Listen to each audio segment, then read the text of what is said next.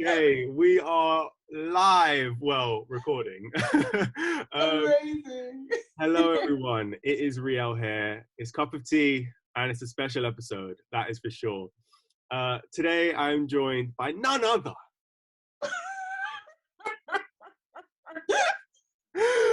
None other. I love that. None other than Ashleigh Greaves. How long have we known each other, actually? Insane. Listen, since I was about 10, since we were kids, like we were baby witty. So oh man, you were always like 2 years above me. Yeah. Oh my gosh. And you were with my sister. Yeah. Same year as your sister, absolutely. And it's been so great to reconnect with you recently. On Instagram and see what you're doing and the content you're putting out there. Oh my gosh, go and follow her now, right now. Don't waste any time. Don't waste any time. It's right here. Listen, Ashleigh, it's great to reconnect with you in recent times on Instagram. You too. I saw on your YouTube channel that you did such a great video in regards to preparing for an interview and things like that. And I said, that is, that is such a great essence that I would love to talk about as well. But Ashleigh, before we even get into any of that, can we hear a little introduction about you? Sure, of course. And I'm just so happy to be here. Every time I see something from you, I always just get that boost in energy. So thank you so much for being awesome and amazing. But hi guys, my name's Ashleigh, as Riel has already introduced you. So I work in financial services. So I have a full-time job, 9 to 5. I'm currently looking more in the business strategy side of things, but I've done a lot of different roles. And so one thing that I'm passionate about talking about is helping other people to feel comfortable in work, because I feel like a lot of us I'm sure we'll get to that later, but I'm sure a lot of us struggle with feeling like we even deserve to be in those rooms. So I really like to spend time helping people. And as you've mentioned before, I do that a lot on my YouTube channel, Money and Makeup. So would love to speak about that with you today. Absolutely. Ashleigh, you come across as a very confident person on your social medias, on all your channels and everything. Obviously, what we see is not always the truth, but you come across very confident, very outspoken, willing to just speak your mind and not hold back. Do you still experience interview nerves? Do you get into your head before you go into an interview? I'm sure you've had quite a lot. Do you experience it yourself as of Yes, now? Definitely. I think that's where the passion comes from. First-hand experience, Yeah, exactly. So I will admit that it's gotten a lot better now, but and that's because I've done a lot of work, to help build myself up in that way. But I definitely still feel nervous. I still get those cramps in my stomach. I still, I still stumble across my words, I'm not maybe as eloquent as I'd like to be. And, when you're in a situation like an interview, you're really conscious of that kind of thing. Oh, yeah. So all of all of that stuff, I still experience it. And if I'm still working in 10 years, 20 years, I'm probably still going to be experiencing those things, because it's human, right? Everybody wants to be perceived in the best light. And so, when that spotlight is on you, you feel the pressure. And I don't think that ever goes away. Yeah, absolutely. Yeah. What about you? Oh, yes. Absolutely. I definitely feel, if I feel like I'm confident about what the interview pertains to, then usually I kind of go in there like, come on, Riel, this is your one time, But for me, I have auditions, I do a lot of auditions and stuff like that. And sometimes it's not your preparation. It's the nerves around wanting to, exactly what you've prepared, that coming across, and you're like, I don't want my nerves to get in the way of this, because then it's going to look like I didn't prepare, So I've definitely experienced that, and I've thought ahead. I'm always like, well, what if my nerves get in the way? And that almost that almost takes effect as well. It's like, what if that gets in the way? That is Yeah. such unhelpful thinking, isn't it? It's like, Yeah. it's like, no, just focus on it. But it's easier said than done when it comes from a feeling, you know. But actually, pertaining to this, I think, you know, preparation is a big part of that. I think where this can actually become a big problem for people, you know, anxiety that revolves around the interview process, because of, like you said, that spotlight that's put on you, it can be quite pressurizing. I think a problem in terms of like achieving what you want, a lot of the time, this can be a big problem for people, because at the other side of that interview is their goals and their what they want to achieve and their aspirations. And it's like, it's right there. And just like I said, sometimes they've prepared so diligently because they know the what this is about and what this could lead to, you know. Yeah. But it's the anxiety, the involuntary anxiety surrounding the interview that gets in their way, even though they might be the right person for that or that job, you know. So it's not you know, their preparation, they've done that. It's the anxiety that stops them from getting that preparation across. You know, what would you say to someone that almost feels defeated before going into the room? Yeah, definitely. I think I can only speak from my experience and from the experience of the people that I've spoken to, but a common theme that I see, like, especially in myself, is that whenever I feel that anxiety, whenever I feel that, oh, what if I don't get this message across? Oh, what if, you know, like, they don't like me or they're judging me? Like, I realize it's really helped me to stop thinking about myself.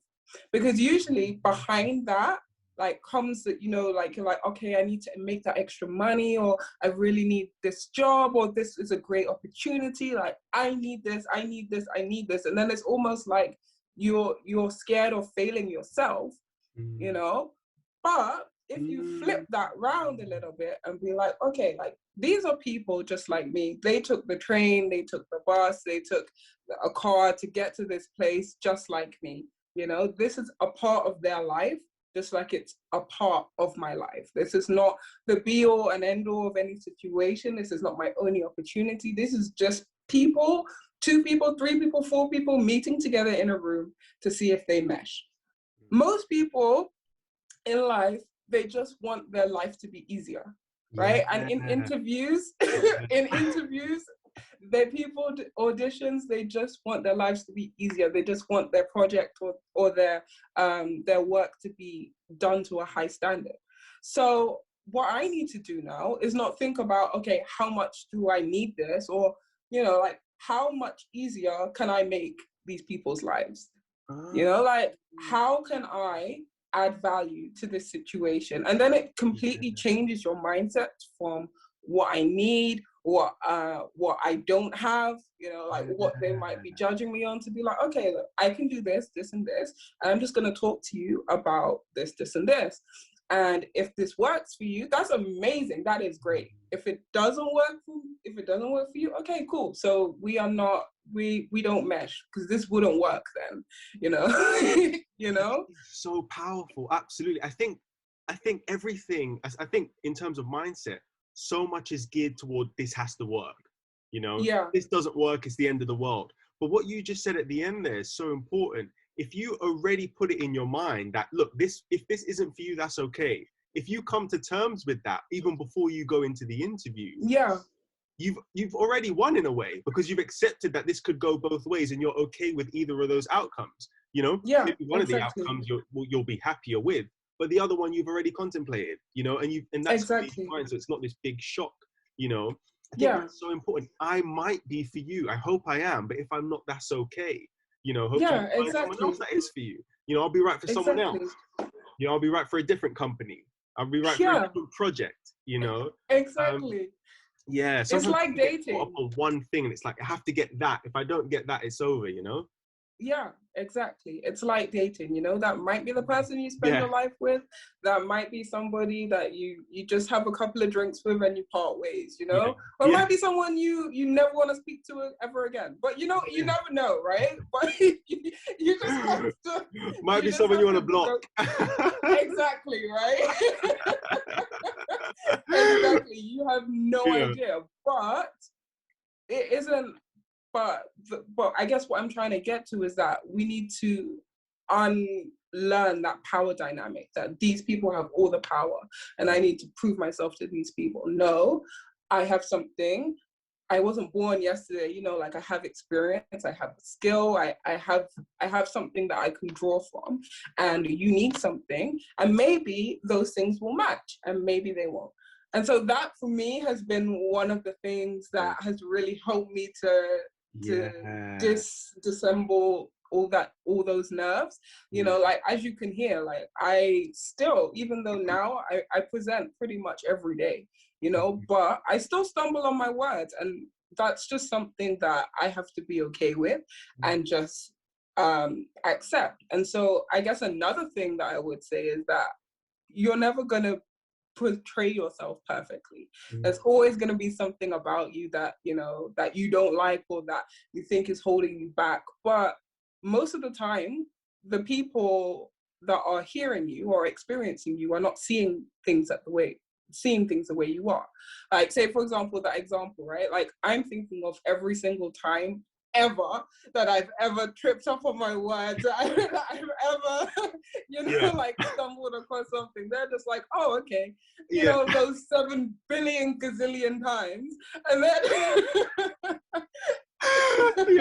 and they're just thinking about that 1 5 minute, that 1 half an hour, that 1 hour conversation or interaction that you have. So I feel like, again, we put so much pressure on ourselves to be the highest version of ourselves, when all we have to do is be a version of ourselves that is approachable, that is relatable, that can be drawn out of, that something can be drawn out of.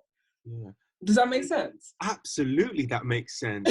It's so important to humanize ourselves as well. Like, we're not these machines, these robots that just don't stumble on our words, that don't get something wrong. Look, rest assured, the people that are interviewing you and looking at all your credentials and everything, they've made mistakes. Everyone's made mistakes, you know? Everyone stumbles on their words. Everyone has to backtrack and say, oh no, I meant this instead. It happens.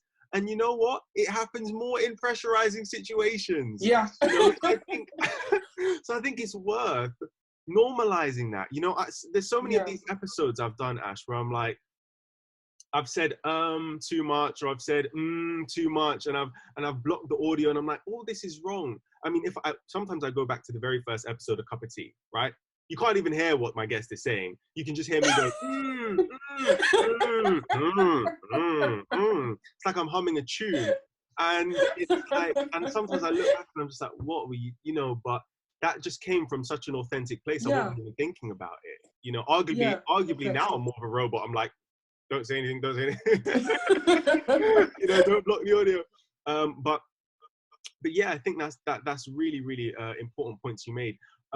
When someone is you actually mentioned something really, really important as well. When I was watching your video on this, about not treating the people that are interviewing you as, I guess you say, superiors. Treat them as colleagues, people that are already part of your work team. You know, treat them as people you know, or you know, like, have that mentality about them. Why do you think that's useful, to not treat them as these strangers that are interviewing you, and treat them as people that you almost already work with? I mean, I guess it comes down to two things. Like, first of all, like, I really have the belief that if you treat somebody like a celebrity, they're gonna treat you like a fan. So,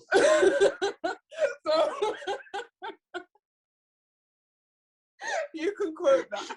I'm getting that tattooed. That's brilliant. I'm getting that tattooed. That's brilliant. Yeah, but seriously, you know, like, if you treat somebody like they're higher than you, then the natural progression of that is that you are lower than them. So, you know, like, if a professional person is really looking for somebody who they can develop and work with, they don't want somebody who they feel like they have to invest too much personal time into, you know? Like, they want someone who can, they're willing to learn and they're willing to ask questions, but they can also just get up and go. And you don't really get that confidence in somebody. Like, if you think about the people that you immediately trust, the people that you immediately relate to, they're people that you're like, oh, I could chill out with this person. Oh yeah, that person seems competent. They seem like they have something about them. you know, and that's not anything to do with your race, gender, age, anything. That is just, okay, this person has a sense of assurance about who they are. So I can trust them with this workload. And that goes for auditions, you know, like that goes for anything. Like I don't know that world, but I love audition shows. You know? But the people, I just say that to say, like, the people that I, you know, end up rooting for are the people that have that self-assurance, who seem to know who they are. And when you know who you are, you can relate to other people. So that's why I used that analogy before about just imagine these people taking the same train that you take, taking the same bus that you take, you know, like they'd have to do the same journey. They take their shoes off at the end of each day, you know, like they're just humans, just like you, just like me. They're just people, and they might know a bit more about a certain field, but that doesn't mean that your experience is invalid and it's not useful, you know? So yeah, so when you start looking at people like that, and especially when you start looking at them as people you've already worked with, like one trick that I like to do is I like to, if I work with somebody, if I'm interviewing with somebody and they look like somebody that I know, then I'll just imagine that I'm talking to that person. Instead of talking to them, you know? Hello, John. I mean, Eric. Eric, no.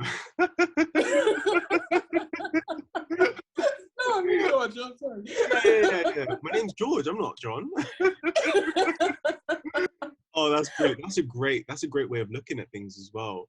Well, actually, I don't want to ask you a question. I just want to say, is there anything else you feel like people should know about interviewing? Anything at all you want to throw out there? Just yes. Yeah, please. Yes. One thing. So this is the tip that I always do before an interview. So I found this from a TED Talk. I did not create this. I'll find it and I'll link it to you if you want to add it to the video. Absolutely. Yeah. But basically, your body language, I know it sounds cliche, your body language says a lot about you. So one thing I always do before an interview is I'll go to a bathroom and I'll just do a massive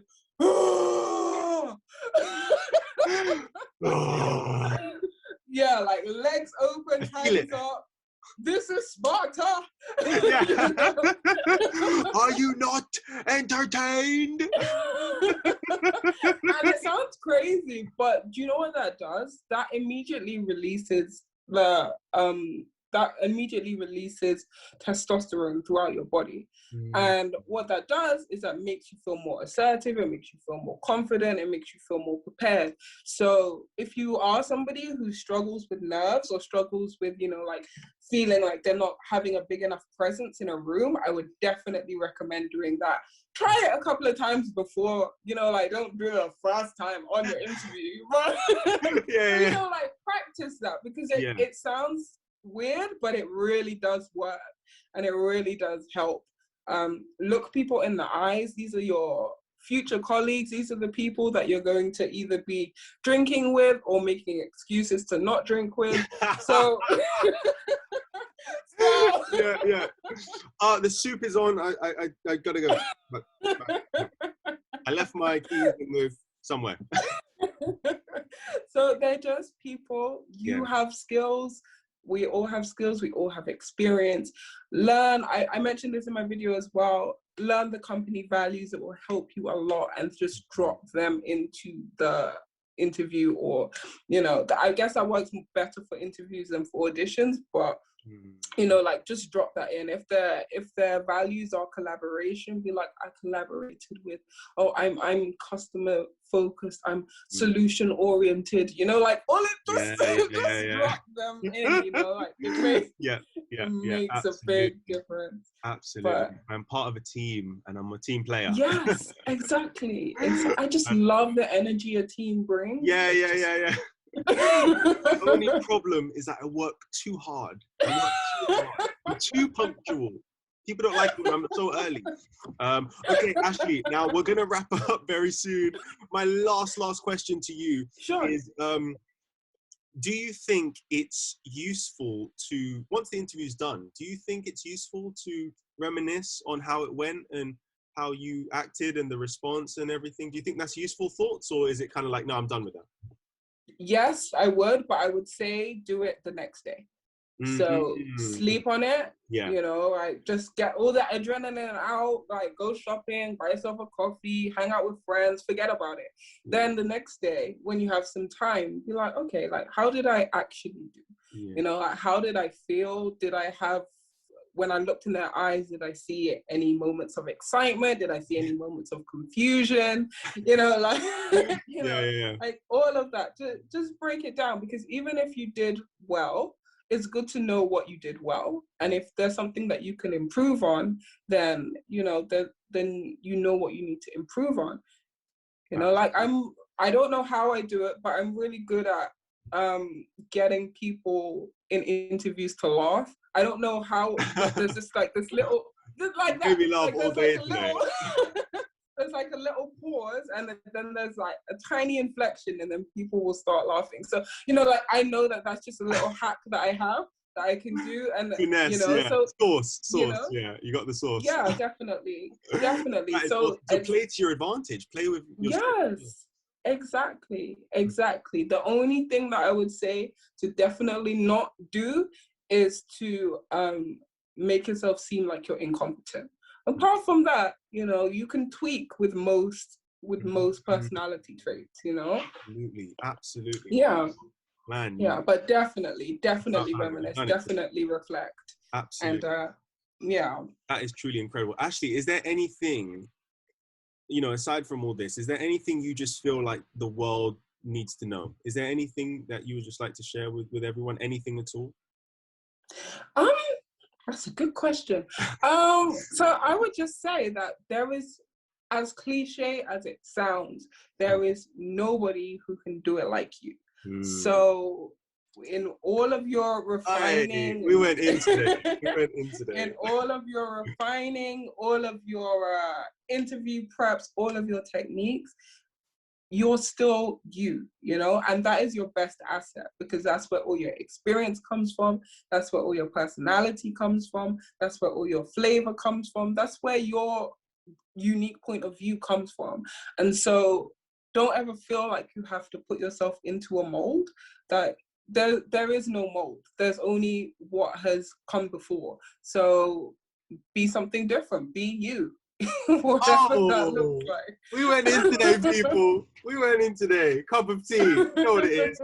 You know what it is. I haven't got a mug. Have I got a mug? I haven't got a mug. I got a paper cup. All right. You already know what it is. Cup of tea.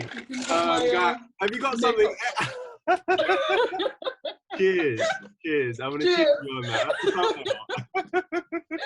that. Guys. Ashleigh, where can people find you? Instagram, what do you do on your Insta? What do you do on YouTube? What's your channels? Yeah, so on Instagram, I am Miss Cam, so MISSCAMMZ. Right there. Yeah, over there. Right over there. Yeah. And on YouTube, I am Money and Makeup. Oh man, amazing. They're my handles. You do your makeup and you talk about money. Incredible. Yes. Incredible. Ashleigh, I can't thank you enough. Honestly, this has been honestly so much fun. You know, you've come on air and you've completely just blessed Cup of Tea. I think people are going to find this very useful. Thank you for all you do, all the positive vibes, all the great energy. We appreciate you very much. And I know you're busy today, so thank you for your time. You're welcome back anytime. Thank you. Thank you so much for having me. Take care. Anytime. Bye, guys.